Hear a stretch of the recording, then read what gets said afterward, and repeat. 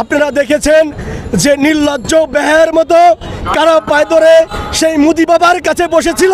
দেশনেত্রী বেগম খালেদা যদি কোনো কারণে মৃত্যুবরণ করে অবহেলা অঠিক চিকিৎসার বিলম্বে, তাহলে এই দেশে আগুন জ্বলবে। প্রিয় সংগ্রামী নেতৃবৃন্দ, কোনো দিন এই ইন্ডিয়া আমাদের বন্ধু রাষ্ট্র ছিল না, আদৌ থাকবে না, ভবিষ্যতেও থাকবে না।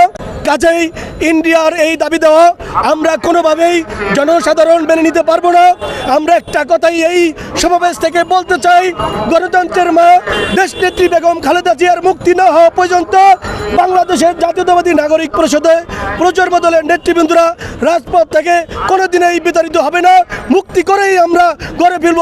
আমি একটি কথা ওই স্বৈরাচারী সরকারকে, শেখ হাসিনাকে বলতে চাই, আমরা পায়ে ধরে বসে নাই। আপনারা দেখেছেন যে নির্লজ্জ বেহের মতো কারা পায় ধরে সেই মুদি বাবার কাছে বসেছিল। প্রিয় নেতৃবৃন্দরা, আমরা বসেছিলাম না, আমরা কোনোদিনও ভারতের ঝান্ডা ধরি নাই। আমরা আদর্শের দল, আমার নেত্রী বেগম শেখ খালেদা জিয়া কোনো দিন ভারতের কাছে মাথা নত করে নাই এবং আগামী দিনেও বিএনপি কোনোদিন মাথা নত করবে না। প্রিয় সংগ্রামী নেতৃবৃন্দ, আপনারা জানেন ভারতের 5টা গোলাম পা ধরে বসেছিল। এজন্য শেখ হাসিনা স্বৈরাচারী সরকার 4বার বিনা নির্বাচনে 4বার সে ক্ষমতায় বসেছিল, আর বলে আমাদেরকে আমরা পা ধরে নাকি বসে আছি। প্রিয় নেতৃবৃন্দ, আপনারা জানেন, এখন আপনারা বলেন কারা পা ধরে বসে আছে।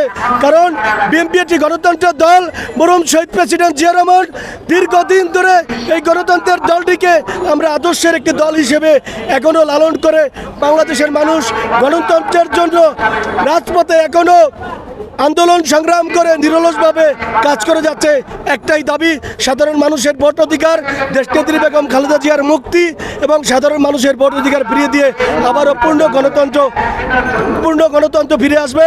এবং আমরা বাংলাদেশ জাতীয়তাবাদী নাগরিক প্রজন্ম দলের নেতৃবৃন্দরা পূর্ণ গণতন্ত্র প্রতিষ্ঠা না হওয়া পর্যন্ত রাজপথ থেকে আমরা ইনশাল্লাহ বিতাড়িত হব না। আজকের এই মহা সমাবেশে প্রমাণ করে অবিলম্বে দেশনেত্রী বেগম খালেদা জিয়াকে মুক্তি দিতে হবে এবং আমাদের স্বাধীন সার্বভৌমত্ব বাংলাদেশের উপরে ইন্ডিয়ান যে রেল চলাচল, আমরা এটা ঘোর বিরোধী করি।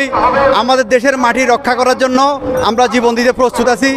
বাংলাদেশ জাতীয়তাবাদী নাগরিক প্রজন্ম দলের পক্ষ থেকে আজকে অগণিত নেতাকর্মী নিয়ে আমরা দেশনেত্রীর মুক্তির জন্য আমাদের প্রধান উপদেষ্টা আবুল কালাম আজাদ সিদ্দিকীর নেতৃত্বে এবং আমরা এখানে অংশগ্রহণ করেছি এবং আমরা অবিলম্বে চাই এই স্বৈরাচার প্যাসিবাদী সরকারকে অবিলম্বে দেশনেত্রী বেগম খালেদা সহ সকল রাজবন্দীদের মিথ্যা মামলা মুক্তি দিয়ে এবং আমাদের নেত্রীর সুশিক্ষার জন্য বিদেশে প্রেরণ করা হোক।